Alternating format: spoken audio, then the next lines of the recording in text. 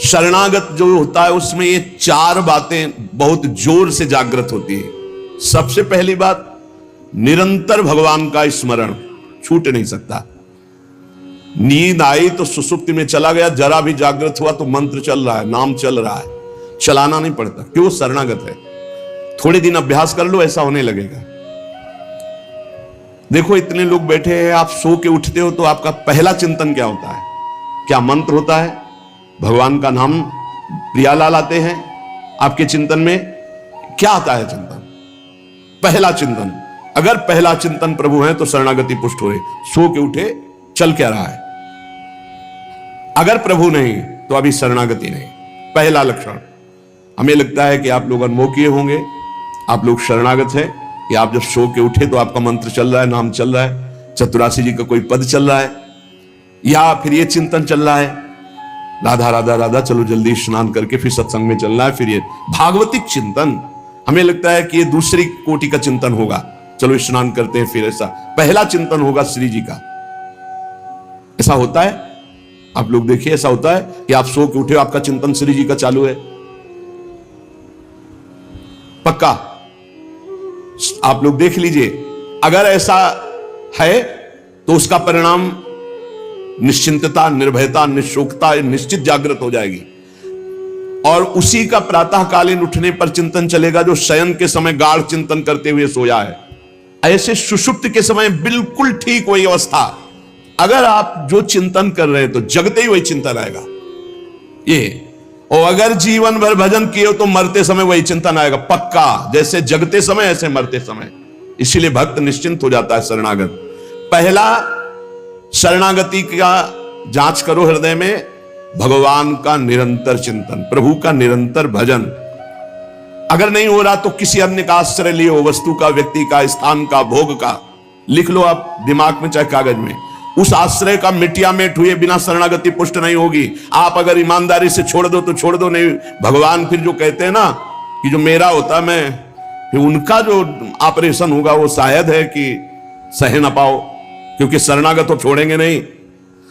वचन से भी शरणागत हो आप छोड़ेंगे नहीं, तो उनका स्वभाव हम आपको बता रहे हैं। और हर ऑपरेशन बेहोश होके होता है। हमारे प्रभु ऑपरेशन होश का इंजेक्शन लगा करते, पहले होश का इंजेक्शन, पूरी चेतना, फिर ऑपरेशन करते हैं, क्योंकि जड़ से मिटाना है। निरंतर भजन क्यों नहीं होता? इसका उत्तर है आपका कोई अन्य आश्रय है। कोई है व्यक्ति, वस्तु, स्थान, पदार्थ, पद, कुछ है जिसको तुम भजन से भी अधिक मानते हो, प्रभु से भी अधिक मानते हो, इसीलिए आपका भजन नहीं होता। जो सर्वतोभावेन शरणागत है, भजन करना नहीं पड़ता, भजन होता है। चलना प्रदक्षिणा होती है, बोलना स्तोत्र होता है, सोना समाधि होती है, भोजन पाना यज्ञ होती है, हर चेष्टा उनकी भजन होती है। दूसरा,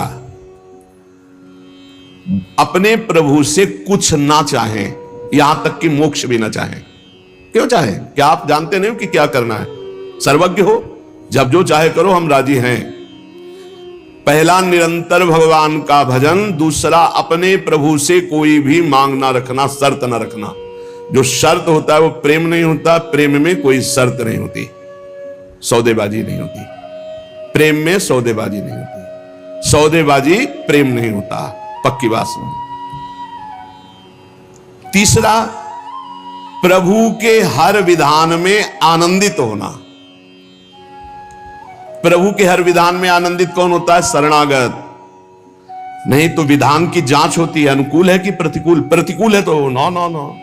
ये जो कच्चाई होती है शरणागति में, वो भरभरा जाता है, शोकित हो जाता है, इधर उधर डगमगा के आश्रय लेने लगता है।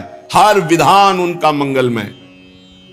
चौथा, भगवान के किसी भी विधान में विरोध भाव ना करना। भगवान के प्रत्येक विधान में आनंदित रहना, भगवान के किसी भी विधान में विरोध न करना। जो किया अच्छा हो रहा है, नहीं बहुत हाहाकार मचने वाला है, सब नहीं, जो प्रभु का विधान है वो मंगलमय है, सब मंगलमय है। चार बातें शरणागति में आती। निरंतर भजन, किसी भी तरह की भगवान से कोई शर्त चाह नहीं, उनके हर विधान में आनंदित रहना, भगवान के विधान को प्रतिकूल मान करके विरोध भाव नाना, विपरीत भावना नाना। अब निश्चिंत हो जाओ, तुम्हारी जिम्मेवारी श्री भगवान ने ले ली, शरणागत हो। अब तुम्हें किसी भी तरह का दुख आवे तो उबना नहीं है। वो सुख है, दुख रूप लेके आ रहा है। जैसे माया दुख भेजती सुख रूप में, पार्सल में ऊपर लिखा होता है सुख, और जब खोलो अंदर तो होता है दुख। जिसे तुम सुख समझते हो ये सुख नहीं, सुख की छाया है, समझ पड़ती नहीं, ये गिरधर की माया है, भारी दुख है। दुखालयम शाश्वतम में जो भी पोस्ट आता है आपके पास वो दुखद ही है। माया भेजती है सामने वस्तु व्यक्ति स्थान, उसके परिणाम में अशांति, दुख और आपके भजन की हानि पक्का। ये देख लीजिए, जन्म भर भगवान के साथ अर्जुन जी रहे हर समय, लेकिन गीता का उपदेश प्रारंभ हुआ शिष्यस्ते हम साधिमाम त्वाम प्रपन्नम। प्रपन्न से ही ज्ञान की उत्पत्ति होती है। जो भगवान की शरणागति, उसी से शुद्ध ज्ञान होता है। तब तक भगवान अंदर बैठे हैं, ज्ञान प्रकाशित नहीं करेंगे।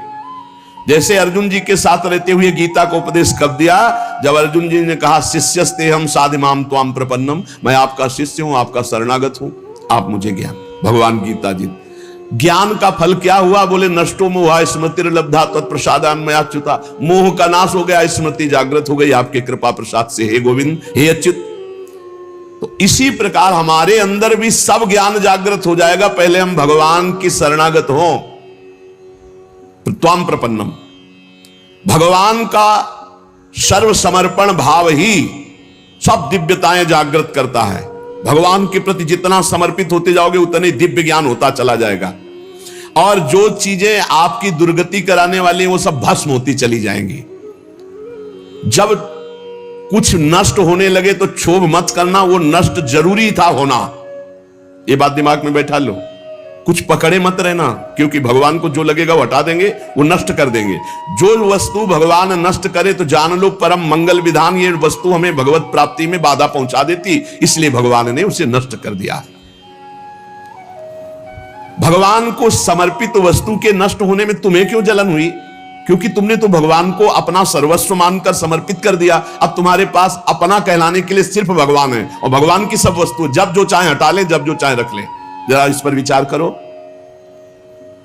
आप राजी हो शरणागत? आपके पास अपना कहने वाला शब्द केवल भगवान के लिए है, और जो भी कुछ आपके पास है वो सब भगवान का है। वो चाहे अभी बुला ले, चाहे वर्षों रखे, चाहे अभी नष्ट कर ले, चाहे और बढ़ा दे। क्या राजी हो इस बात में शरणागति पर?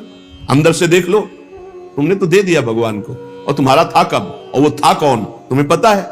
नहीं पता। इसी अज्ञान का नाश करने के लिए पहले ये बात स्वीकार करो, अपना कहने के लिए हमारे पास अब एक बात रह गई है, प्रभु। हमारे पास जो कुछ है, शरीर, मन, प्राण, आत्मा, परिवार, धन, संपत्ति, सब प्रभु को दे दिया। शुभम तभी वास्तिता। अब जब प्रभु को दे दिया तो जब मन आवे तब ले ले। जैसे हम अपने घर की कोई वस्तु किसी को दे दिया, वो कह रहा है रखे रहो, हम ले लेंगे। अब जब कभी वो ले ले तो ईमानदारी से हमको दुख नहीं होना चाहिए, क्योंकि हमने उसको दे दिया। अब आप देख लीजिए, तुम जो भी करते हो वो मेरे को समर्पित कर दो। एक एक बात समझ लो। यहां यत करो से कहा है, ये करो ऐसा नहीं कहा। तुमसे जो भी हो रहा है तुम भगवान को समर्पित करो। पहला काम ये, हम शरण में जा रहे हैं, सर्वधर्मान परित्यज्य। हम भगवान की शरण की तरफ यात्रा कर रहे हैं। यत करोषि, ये तो सर्वाणि कर्माणि मयि सन्न्यस्य मत्पराः, मेरे परायण होकर सारे कर्म मेरे को समर्पित कर। क्या जाता है? तुम जो कर रहे हो, ऑफिस जा रहे हो, नौकरी कर रहे हो, किसानी कर रहे हो, व्यापार कर रहे हो, 8-10 घंटे जो कर रहे हो उसमें बीच बीच में भगवत स्मरण करो, और पूरे 8 घंटे भगवान को समर्पित कर दो। कितना बढ़िया साधना बन रही। और जब भगवान को समर्पित करने की बात रहेगी तो स्मृति रहेगी भगवान की। यत करोषि, तुम सारे के सारे कार्य मेरे को समर्पित कर दो। यत माने जो कर रहे हो। तो क्या उसमें पापाचरण भी होता है क्या? तो क्या भगवान के लक्ष्य रखने वाले उपासक में पाप वासना वाली बातें रहती क्या? इसका मतलब सत्संग सुना नहीं, इसका मतलब सतमार्ग में भी तुम्हारा प्रवेश नहीं हुआ। नहीं तो ये प्रश्न ही नहीं उठता कि भगवत मार्ग में चलने वाले का कदम कुमार्ग में चला जाएगा। भूल न दे ही कुमार्ग पाऊं। छोटी मोटी अगर कभी कोई त्रुटि गलती हुई तो पश्चाताप की अग्नि में भस्म हो जाता है। वो भगवान को समर्पित गंदे आचरण नहीं करता, वो प्रार्थना करता है, प्रभु ये त्रुटि हो गई हमसे, हे नाथ इसको संभाल दो, मेरे बस की बात नहीं। वो भी इस तरह से प्रार्थना पूर्वक समर्पित है। यत करोषि और यदर्शनासि, जो भी तुम्हारी जिह्वा में, रसेंद्री में जाए, पानी जाए, भोजन जाए, बिना भगवान को अर्पित किए नहीं जाना चाहिए। अभी शरणागति पुष्ट हो जाएगी। जो भी कार्य करो भगवत समर्पित करो। एक स्थिति आती है जहां भगवत समर्पित करना नहीं पड़ता, स्वयं होता रहता है। वो होता है तन, मन, वाणी और अहम, इनका समर्पण जिनका हो चुका है पूर्ण रूप से। अब उनका नहीं होता कृष्णार्पणमस्तु, ये तो प्रारंभिक, पर ये जब तक स्थिति नहीं है तब तक प्रारंभिक दशा में ही हो। हर समय भगवदाकार स्थिति, कौन किसको समर्पण करे, ये स्थिति जब तक नहीं तब तक सिद्ध बनने की कोशिश न करे। आचरण जैसा आज्ञा हो रही शास्त्र की वैसे चले तो स्थिति आ जाएगी। यदश्नाशी, बिना भगवान को अर्पित किए कुछ नहीं खाना। भगवान आदेश करें जो पा रहे हो वो मेरे को अर्पित करो पहले। यदि शुद्ध शरणागति प्राप्त करना है तो जो कर्म कर रहे हो पहले, ये तो सर्वाणि कर्माणि भगवान कह रहे हैं, यत् करोषि, जो कर रहे हो मेरे को अर्पित करो। जो खा रहे हो वो मेरे को अर्पित करो। कुछ भी ऐसा खाओ मती जो भगवान को अर्पित नहीं कर सकते, ऐसा करो मती जो भगवान को अर्पित नहीं कर सकते। यज्जुहोषि, अब जो भी तुम भागवतिक आचरण करते हो, हवन यज्ञ आदि, तो बोले हम तो हवन नहीं करते, हम तो यज्ञ नहीं करते। यज्ञानाम जप यज्ञोस्मि, यज्ञों में सबसे बड़ी यज्ञ है जप यज्ञ। तो आप जो ये जप यज्ञ कर रहे हैं ये भगवान को अर्पित करो। भगवान कह रहे हैं ददाशी, जो तुम दान देते हो, दूसरों की सेवा करते हो, उसके भोक्ता मत बनो, कर्ता मत बनो। कर्ता कैसे नहीं बनोगे? हमारी वस्तु है, हम दान देते हैं, नहीं नहीं, प्रभु की वस्तु है। त्वदीयम वस्तु गोविंदम तुभ्यमेव समर्पये, आपकी दी हुई वस्तु आप इस रूप में आए, आपको दे दिया।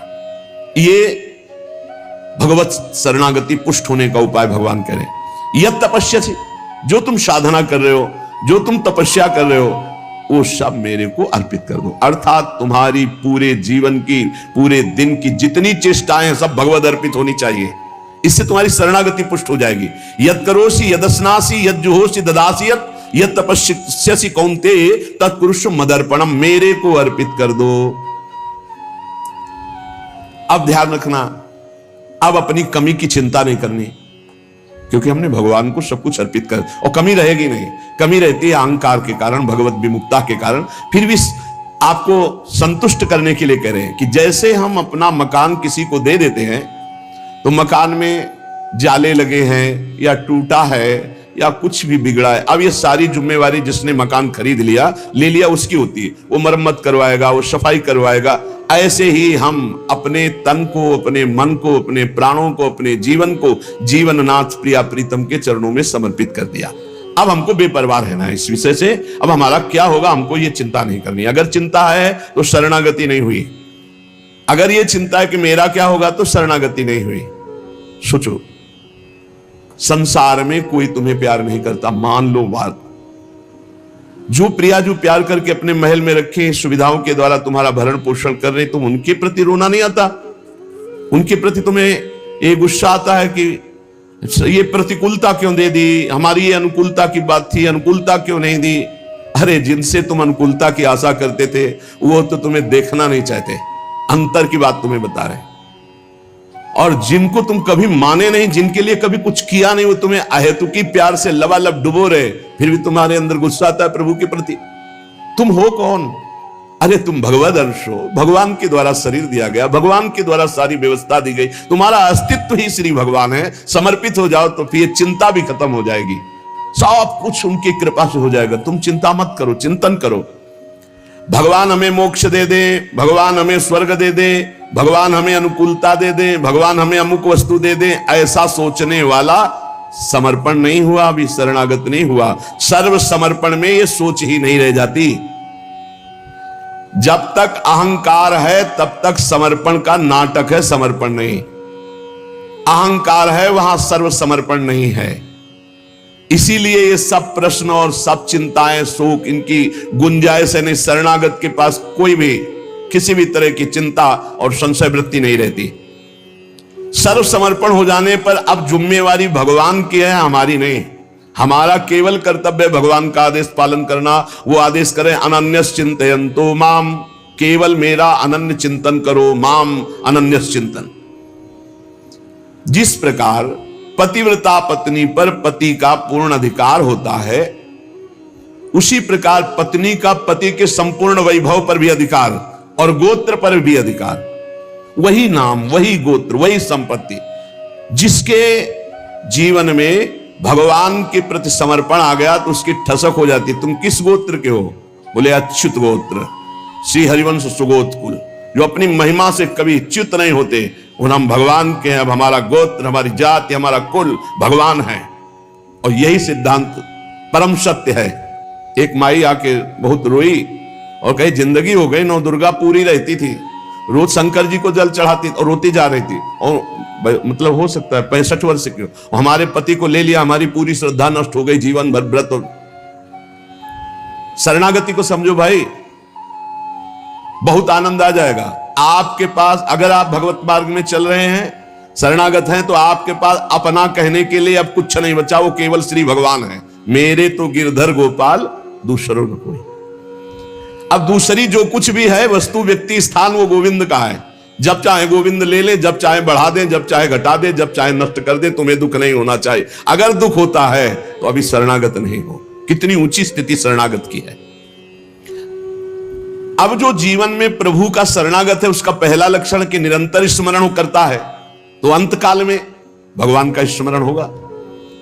अभी आपको बताया, जो रात्रि में सोते समय स्मरण करता है, उसका परिणाम जागते समय वही स्मरण।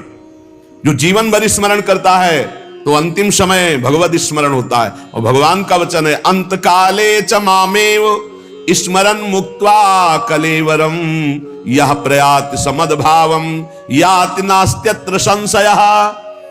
जो जीवन भर भजन करता है, उसका अंतिम समय भजन भगवान करवाते हैं, क्योंकि बड़ी दुखद स्थिति होती है। उस समय जब भगवत स्मरण करते हुए शरीर त्यागता है, तो सीधे भगवान को प्राप्त हो जाता है। आपको कल चर्चा के प्रारंभ में बताया था, गीता वाटिका में अग्निकांड हुआ था।